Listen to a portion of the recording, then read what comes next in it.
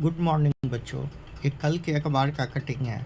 हम कुछ बताना चाह रहे हैं कि सरकार ने ये तय कर लिया है कि अगले सत्र में अगला साल नया एनसीईआरटी का किताब ही लोग छाप के रखे हुए हैं और अगले सत्र में 3 गुना 15 करोड़ किताबें आ जाएंगी मार्केट में। आप समझ लें, सरकार ने ये तय कर लिया है कि एनसीईआरटी बदल जाएगा।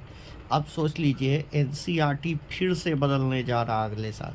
यदि एनसीईआरटी चेंज हुआ तो सोच लीजिए आप कहाँ पहुँच जाइएगा। इसलिए 2025 में आपको नीट क्वालिफाई करना ही करना है। यदि इस बार नहीं किए तो सोच लीजिए अगले 7 जन्म में नहीं होगा।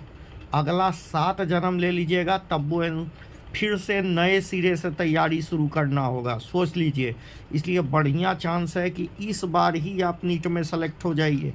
अगला साल का भरोसा मत कीजिए।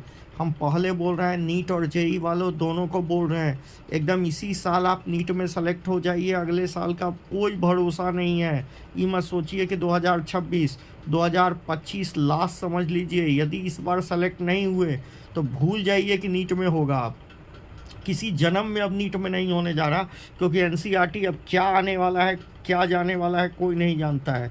इसलिए समझ जाइए, सुधर जाइए और बैठ के पढ़ाई कीजिए। हो गया, पूजा खत्म हो चुकी है, अब बैठ के एकदम नीट के लिए लग जाइए। यदि अब की नहीं हुआ तो अगला 7 जन्म तक नहीं होगा। ये हम लिख के दे रहे हैं। 2025 में नहीं हुआ तो अगले 7 जन्म तक नहीं होगा। इसलिए याद रखिएगा, मेरी बातों को गौर कीजिएगा और बढ़िया से पढ़िए। हम दुआ करेंगे कि आपका हो जाए इस बार।